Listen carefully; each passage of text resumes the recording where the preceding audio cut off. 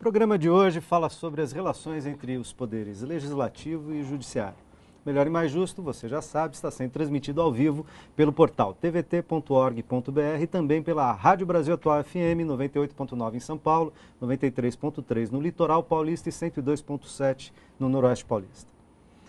Vamos voltar para a conversa que terminamos o primeiro bloco. O Zé trazia uma questão, me parece fundamental, da coerência discursiva, né? Portanto, da consistência da argumentação das instâncias do judiciário na participação, na decisão, para sopesar argumentos e pleitos da sociedade, tá certo? No caso do Supremo, inclusive para garantir a constitucionalidade das ações, enfim. Me parece que isso é muito relevante, quer dizer, a qualidade do debate judiciário e a qualidade do debate político são elementos básicos da democracia, né? Também a qualidade do debate legislativo e do debate político no Brasil, muitas vezes porque está rebaixado, é que produz soluções ruins, né, para o país, enfim, ou pelo menos pouco inteligíveis para a população e assim por diante. Então eu queria que a gente pudesse conversar a partir daí, quer dizer, o quanto é a qualidade desse debate entre o legislativo e o judiciário, né, que tem dificultado ou mesmo permitido que, por exemplo, a opinião pública, o senso comum entrem nesse debate, façam leituras as mais variadas e eventualmente as mais pouco compreensíveis para o cidadão. Regis. Bom, eu gostaria de salientar um ponto que eu acho fundamental nisso tudo, né? Estamos falando de democracia, de república, e eu acho que a transparência é um ponto que precisa ser realmente enaltecido. Uma crítica que houve no passado aos tribunais é que havia uma certa dificuldade de se conhecer a fundo como era o funcionamento do judiciário e como que as decisões eram tomadas, assim por diante. E eu sempre entendi, e isso se vê de forma largamente difundido hoje nos tribunais, uma total transparência. Os tribunais, eles não têm motivos pelos quais eles devam deixar de divulgar todos os motivos pelos quais eles tomam medidas tanto administrativas quanto as judiciais. E a população, acho que exatamente em função dessa transparência total, é que hoje a população ela tem acesso a esses temas e pode discuti-los livremente. Isso faz parte da democracia, concordo plenamente. Acho que não vejo com tanta preocupação essas discussões que há naturalmente acerca da validade ou não de normas jurídicas. Eu acho que isso faz parte da democracia.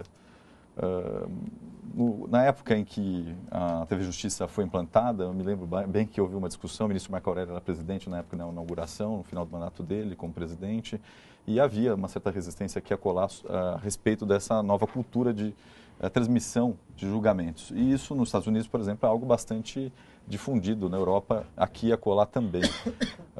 Nós estamos aprendendo a conviver com essa nova realidade. E só para lembrar que não é só no Brasil que houve essas discussões, né? Na década de 50 e 60, principalmente na década de 60, nos Estados Unidos houve bastantes críticas acaloradas ao chamado ativismo judicial dos juízes da Suprema Corte, que vieram a decidir questões federativas importantíssimas, porque lá as leis são realmente estaduais, direito civil, direito penal, são leis estaduais, então há regimes jurídicos muito diferentes lá. Você passou realmente a fronteira de um estado para o outro, você vai ter determinado ato é crime, lá não é mais, e assim por diante. Então lá os conflitos federativos são muito maiores do que há aqui, né? Aqui a lei é uma só, né? Praticamente, a não ser as leis de interesse dos estados e municípios. Então eu vejo com muita naturalidade isso, acho que o judiciário tem que realmente se abrir completamente e a legitimação dos juízes advém exatamente da transparência, da motivação e da fundamentação que eles dão nas suas decisões. Eles, obviamente, os juízes não são votados, mas eles têm que demonstrar claramente todos os motivos pelos quais eles tomam as decisões. Isso é tornar republicana uma decisão transparente, democrática e sempre há a possibilidade de recurso judicial, quer dizer, aqueles que não se conformam a determinada decisão, ainda que discutível se o controle de constitucionalidade prévio fica adstrito apenas ao parlamento, que é uma questão que o Ricardo colocou aqui, mas o importante é que isso seja bastante discutido pela sociedade civil organizada e que haja agora a possibilidade de recurso que, eventualmente, se não se entender que é razoável essa decisão, que, de forma bastante clara, isso fique estipulado nos votos dos ministros. Mas tem um ponto só que eu acho importante, que é importante ressaltar, quer dizer, que o Supremo e os nossos tribunais todos dão direito a cada juiz ter a sua opinião individual. E você não tem um voto vencedor que seja o voto da corte. Isso é algo que tem que se discutir e que não está sendo discutido. Então todos os juízes votam e o placar é por maioria. É como se fosse uma votação 3-2, 4-3. Né? Em outras cortes supremas, você tem um voto da corte e você tem os votos discordantes, que aí apresentam as suas opiniões. Então esse é um ponto que eu acho mais relevante para se discutir. Se talvez o Supremo, se essa estrutura dos 11 juízes, 11 ilhas votando por maioria, não faz cair a qualidade da argumentação, porque justamente não força essa coerência. Né? Não faz com que o tribunal tenha que ter essa eventual coerência ao apresentar, olha, as razões pelas quais eu decidi são essas aqui, 1, 2, 3. Hoje em dia você tem 11 juízes com, às vezes, 7, 8 argumentos, fundamentos completamente diferentes.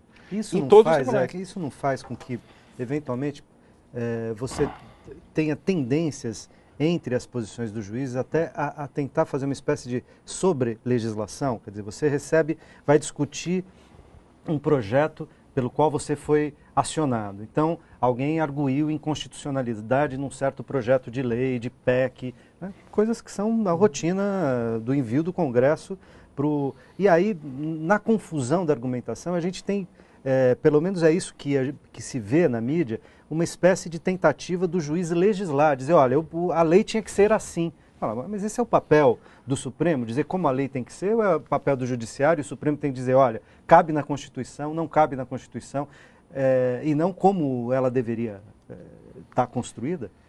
A questão da clareza da lei é um problema teórico complicado, né? Porque, vou te dar, quer dizer, sei lá, um exemplo de sala de aula, né? Vamos supor que existe uma lei em um determinado condomínio que diga, são proibidos animais de estimação nesse condomínio, inclusive peixe de aquário. Veja, será que o peixe de aquário se enquadra no conceito de animal de estimação? Você fala, não, se enquadra, então não pode ter peixe no aquário. Mas qual é a razão para a qual se criou essa lei? Provavelmente por questões de higiene, de barulho, etc. Então, a clareza da lei é complicada. Ela é um fenômeno social também. Ela depende um pouco da disputa social. Mas caberia ao juiz, vou imaginar no teu exemplo, caberia ao Supremo, Ricardo, dizer o seguinte, olha, vocês não legislaram sobre peixe no aquário. Eventualmente, sim. Sim? Eventualmente. E se ele não faria um papel de legislador? Vamos colocar aqui, pode peixe no aquário. Essa é a questão importante. A própria Constituição vai delegar situações específicas para isso. Eu acho que o nosso problema é um problema mais do papel histórico que o Supremo cumpre. Veja, quero relembrar uma questão. O nosso Supremo tem uma história com máculas muito complicadas, né? Foi o Supremo Tribunal Federal quem deportou Olga Benário e mandou para o campo de concentração nazista. Bom, isso era a ditadura do Estado Novo, né? Mas já num período democrático, é ele que vai determinar a ilegalização do Partido Comunista. Né? E por pressão clara dos Estados Unidos. Ao longo da ditadura, o Supremo curvou-se à ditadura e com situações muito excepcionais validou todo o processo da ditadura. E agora, recentemente, ele fez o entendimento da anistia que anistiou os torturadores, né? Manteve a anistia para os torturadores. Então, o papel que o Supremo vem cumprindo historicamente sempre tem sido um papel essencialmente conservador, né? Tem tido essa lógica, o papel que ele cumpre no plano político, ideológico, tem sido um papel essencialmente conservador. Evidente que a Constituição de 88 abriu possibilidades, até mesmo, né, em situações muito excepcionais, dele preencher lacunas da lei. Né? Mas estas situações não lhe possibilitam que ele vá interferir na construção de um projeto dentro do legislativo. Bem, isso me parece absurdo na sua lógica. Como é que ele pode interferir num projeto, suscitar um projeto, se esse projeto ainda não é lei, se esse projeto ainda não entrou no mundo jurídico das leis? Aí ele está claramente extrapolando, aí ele está claramente se politizando e acho que ele está atendendo uma demanda pautada pela mídia. Regis, nesse caso em particular, o Supremo se politiza ao interferir no processo de tramitação de um projeto que sequer é lei? É inevitável que, quando se antagonizam atores políticos partidários, que haja alguma leitura localizada no sentido de que o Supremo adotou uma posição, de alguma forma, a favorecer determinada corrente mas é evidente que isso é uma mera coincidência, né?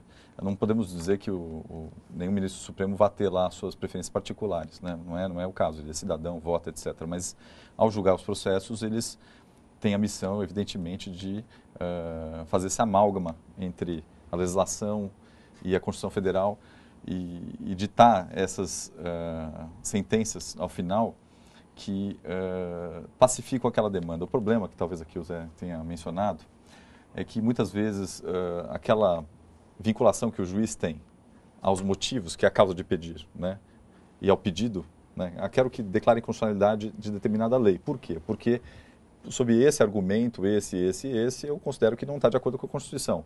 Às vezes, em determinada seara, os ministros do Supremo se sentem um pouco mais livres para discutir outros pontos que não tenham sido, talvez, exaustivamente tocados tanto por quem arguiu essa inconstitucionalidade, né, quanto pelo advogado-geral da União, quanto pelo Ministério Público, que acabam atuando num processo que envolve essa arguição de constitucionalidade. Isso é mais comum nas casas constitucionais, né, que em outros países, aliás, normalmente só tem esse papel de julgar questões de constitucionalidade ou inconstitucionalidade das leis, seja por omissão ou por edição de lei, né.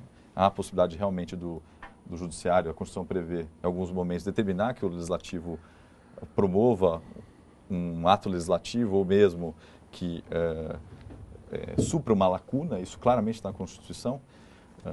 E eu acho que nós estamos numa democracia que vai amadurecendo. De fato, o judiciário teve seu espaço político muito aumentado, quando eu digo político não partidário, mas o espaço que se concedeu ao judiciário para intromissão em determinados assuntos, evidentemente, ele se suplantou nos últimos anos e nós vamos hoje enxergando um processo acelerado, porque os atores políticos eles têm interesses que lhes são caros muitas vezes e eles levam essas demandas para o judiciário e o judiciário não pode deixar de apreciá-las muitas vezes, né? Independentemente de ser jurídico ou não, essa questão que o Ricardo mencionou de interromper o processo legislativo em andamento antes de se ter se tornado lei, né? Realmente essa é uma questão que, do ponto de vista acadêmico, a gente poderia discutir bastante aqui, né?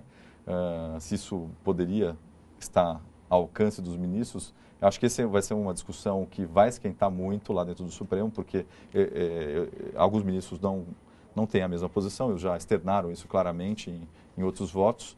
E, ao final, nós vamos ter aí uma votação por maioria. E acho que vai haver argumentos dos mais aprofundados do ponto de vista jurídico. E aqui também... Bom, se é que vai ao Supremo, né? Porque é provável que seja arquivado esse processo nesse acordo que tentam fazer as presidências esse é um caso. do Senado e da Câmara com o STF, né? Mas esse é um caso isolado, mas eles se repetem, né? Sim, tem se repetido a todo momento. As minorias dentro do parlamento têm levado essas questões com uma frequência bastante grande para o Supremo. O que eu acho também importante a gente pensar é o seguinte: a gente está tentando ler o judiciário a partir do sistema político e achando que ele está se alinhando, assim. Saiu um artigo recente no Valor, enfim, até dizendo que os juízes estão se alinhando politicamente com esse partido, com esse partido. Isso não existe. Eu acho que a politização é de outro nível no Poder Judiciário. Você tem uma disputa, eu acho sim.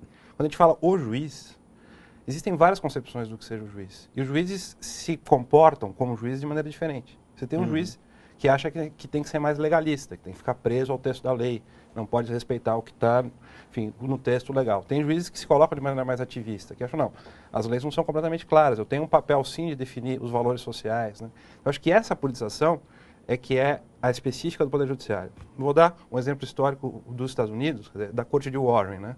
A Corte de Warren é conhecida por ser aquela corte em que teve todos os avanços sociais que houve nos Estados Unidos, que ainda são importantes lá, ocorreram, enfim, pela Corte de Warren. O Warren, quem que era? Era um político conservador, que tinha sido governador de estado várias vezes, estava no fim de carreira, veio do Partido Republicano, né?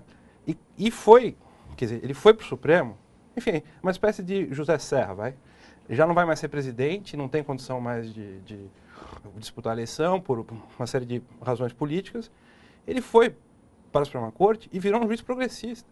Foi o fulano que fez as maiores reformas nos Estados Unidos via a Suprema Corte, porque ele percebeu que o cargo e o papel institucional dele era diferente. Ele não está falando em nome da política partidária, está falando em nome de uma política um pouco diferente. Que essa política tem que ser debatida, que a gente tem que criticar o Supremo pela qualidade das suas decisões o tempo todo, isso é muito importante. Mas eu acho que reduzir o Supremo à política partidária, o juiz que fizer isso tem que ser simplesmente cassado. Ele tem que ser tirado do Supremo e ponto. Mas se ele fizer isso ficar claro para a sociedade, tem que perder o seu lugar, né? Agora, uma politização que se discuta em outros termos, eu acho que é importante para a gente entender o papel que o Supremo pode ter, né? E que ele vai ter nos próximos anos e para o qual ele está se encaminhando claramente nos últimos 10 anos, né? Tomando decisões. Mas o Rodrigo está levantando uma questão interessante. O juiz que fizer isso, né? O ministro do Supremo que fizer isso, tem que perder o seu lugar. Tem que perder o mandato. Como ele perderia hoje? Essa é a questão. Aí temos que não ter. tem mecanismo. Veja, hoje, né, vamos admitir que não estejam fazendo esse jogo político partidário. Mas poderiam fazer. Vamos admitir. Né? Vamos dar esse ato de generosidade. Eu acho que estão. Né? Eu acho que parte dos ministros, né, e acho que o próprio Gilmar Mendes, evidentemente, pelo seu histórico, provavelmente está. Mas vamos dar esse benefício da dúvida, da generosidade, que não estão. Não sei se eu concordo, mas né? enfim. Vamos dar o benefício da dúvida, não estão. E se estivessem? Qual é o mecanismo que a sociedade teria? Né? Como é que a sociedade pode reagir a um Supremo que, de forma coesa ou majoritária, né? Porque, claro, se uma andorinha isolada pode ser, né, afastada pelos seus pares. Mas se isso for uma postura majoritária, veja, a sociedade é refém. Né? É refém disso. É refém pelo próprio sistema político nosso. Regis, antes de você, a gente volta a esse ponto assim que a gente voltar do intervalo. Até já.